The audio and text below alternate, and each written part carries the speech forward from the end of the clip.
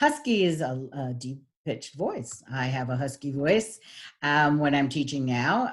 It's husky. It's the end of the day that I'm doing this recording.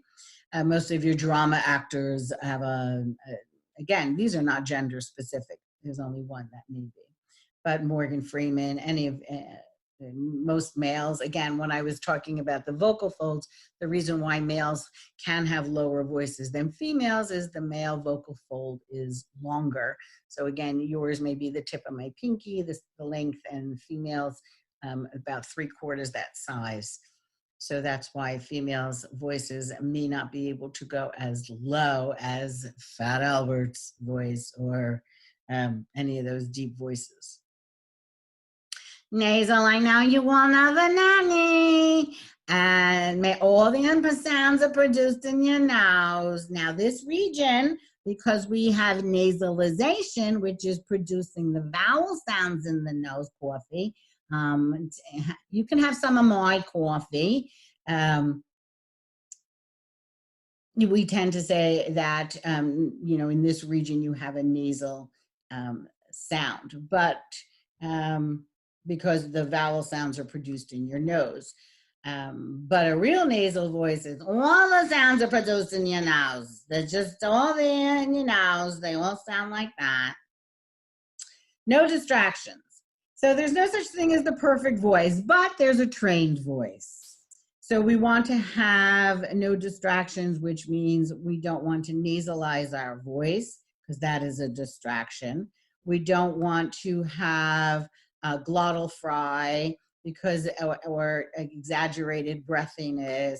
So we want to have the least amount of distractions in our voice as possible.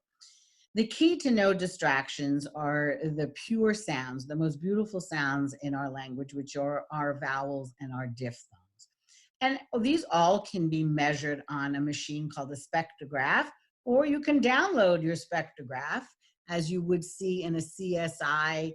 It looks like an electrocardiogram, so it's a voice picture. And they measure the sound wave. So if the sound wave is pure, then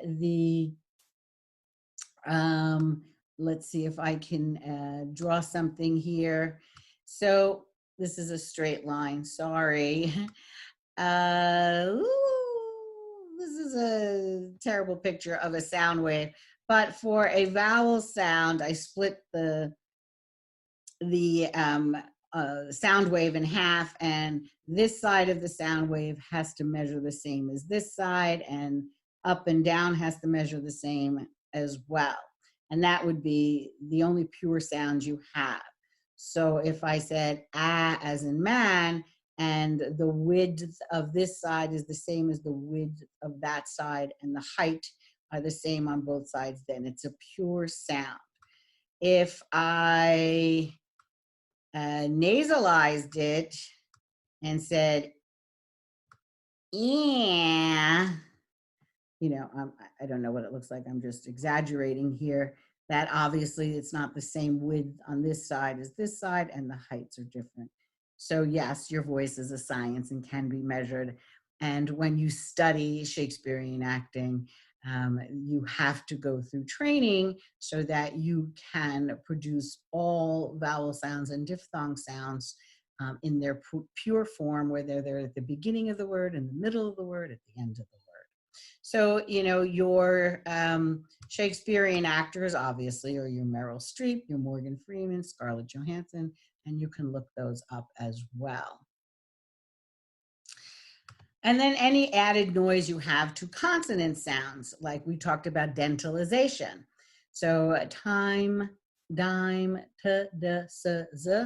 If I said s, z, s, z, again, the spectrograph, when I measure it, t should look a certain way. But if I said s, it's going to add more noise to that physics or that sound wave.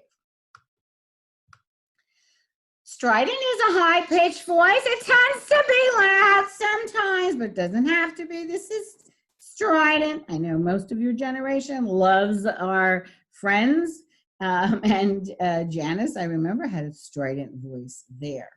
First grade teachers should not have a strident voice because little kids' ears can't take all that high-pitched noise. Tense.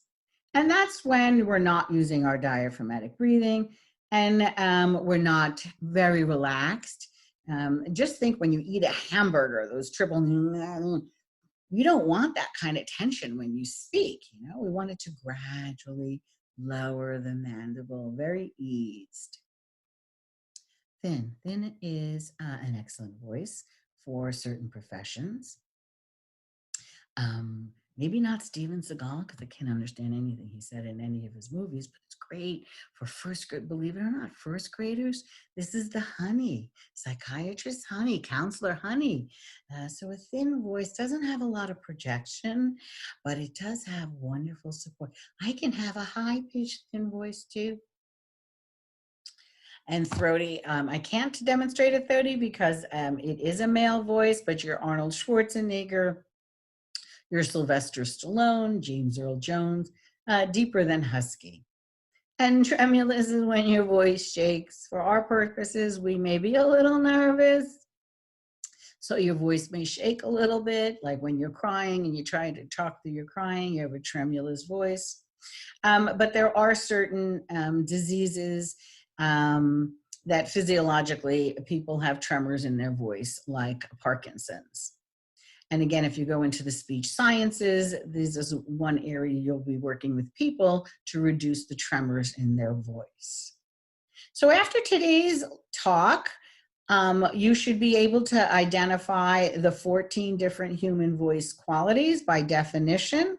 And if you, to help you with the definition, you would want to select either from the examples I gave you, or you can Google it to find other voices that you may be more familiar with to help you remember the definitions.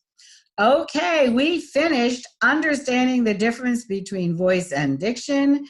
We had understanding what is voice. We had understanding what is diction. We had understanding what are faults of voice for career speech. We had an understanding of what are faults of diction for career speech. And here is our overall voice quality. And we're going to work with whatever quality your voice is, but we want to reduce the tension. Okay, we'll see you on our next lecture, which would be chapter 3, and we're going to be talking about script marking and manuscript speaking.